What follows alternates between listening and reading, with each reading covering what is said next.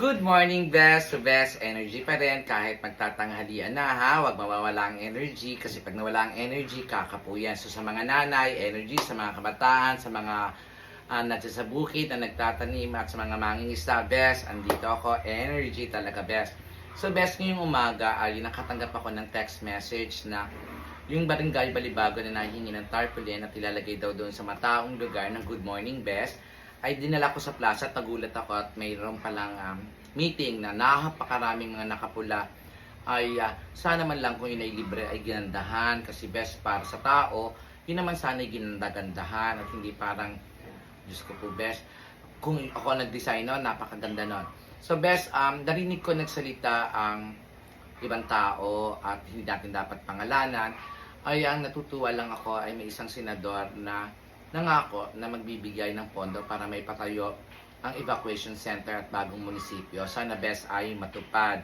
At narinig ko rin ang mga kabataan na nasa politika na pakiramdam ko yung magagaling lang magsalita at sana na may natutupad ang kanilang mga ipinangako ng mga nakaraang eleksyon. Hindi yung ganitong mag-ieleksyonan saka sila nagsasalita ng ganyan at hindi man lang nagkaroon ng konting pagbabago dito sa ating bayan na solid na pagbabago tulad ng isang maliit na ospital at investment na puro may mga kumpanya pero inuukab ang ating bundok.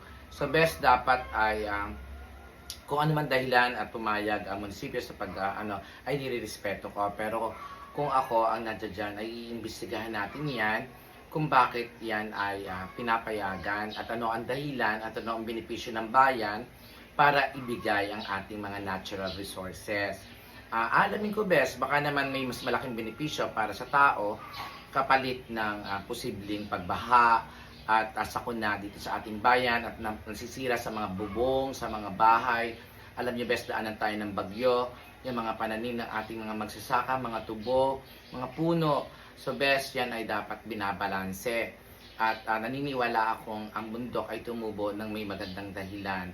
So best, ang buhay tulad ng bundok ay mahalaga, yan ay pinangangalagaan. So best, pagkatapos kong galing sa plaza, ay pumunta ako sa Barangay 4 Best at nagkabet ng tarpaulin ng Good Morning Best ang aking si Best Tita Esther Cabali. Yan ay aking tiyahin at first cousin ni Tatay. So sa mga kabali at so best, nagdiretso ako sa Barangay 5 at tuwang-tuwa sila na nagdala ako ng tarpaulin at dalawang tarpaulin ang nahingi sa Barangay 5.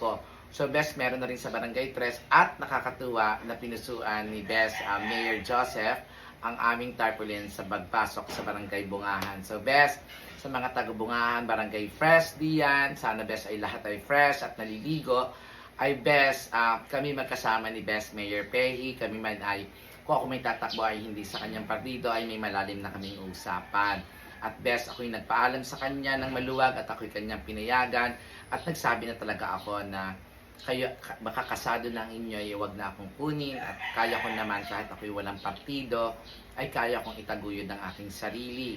At best, nangako naman si Best Kuya Leo na para ko ng kapatid at talaga na naman ay para ko ng kapatid na kung hindi ko kakayanin ay nandyan siya. Pero best, ako'y kinakaya ko at alam ng Kuya Leo na hindi ako palahinging tao at ako pa nag-volunteer para ay sa katuparan ni Best JMI ang kanyang world class Batangas na pangako at ako best ay tutulong at ako ay napangakuan na hindi dahil ako'y napangakuan ako kahit ay ng trabaho sa IPA, hindi ako magtatrabaho sa Kapitolyo, ako'y gamitin nilang consultant para sa mga investors na papasok dito sa ating lalawigan kung sakaling papalarin si Best JMI Manalo.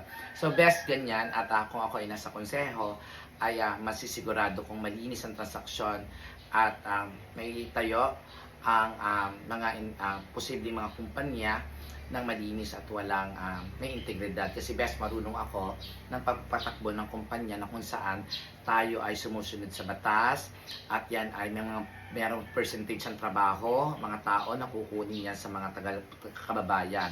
So best, i-guide ko ang mga investors bilang world-class transformational leader at nanalong world-class best leader ay talaga best, aalalay ako mula una hanggang dulo.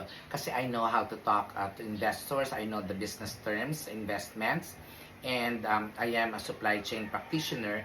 So mula best sa pag-iisip, paggagawa ng produkto at pagbebenta, ay alam ko ang batas at alam ko ang dapat na ipapangako sa bayan, sa buwis, alam ko best. At dahil ako'y marunong at responsabling tao na nagbabayad sa buwis sa gobyerno. Ang pamilya namin ay kauna-una nagbabayad ng amilyar. Ako best ay halos kalahati niya ng sweldo at pinaghihirapan ko ay napupunta sa buwis dito sa Pilipinas. Na best sisiguraduhin kong ang buwis na mapupunta galing sa mga investors na yan kasi best yan manggagaling. At yan ang magbibigay ng trabaho at ang tao ay bubuwisan pa, may buwis ang makikita ng kumpanya ay aalamin natin yan ng maayos at ibibigay natin ng ganang tama sa mga investors nang sa ganun ay mapalaki natin ang kumpanya para mas maraming trabaho at mas maraming benepisyo, mas maraming buwis at mas maraming project maiisakatuparan ng ating munisipyo. At dapat best tayo nakakakolekta ng buwis at tamang buwis para best ayan ay may pagawa.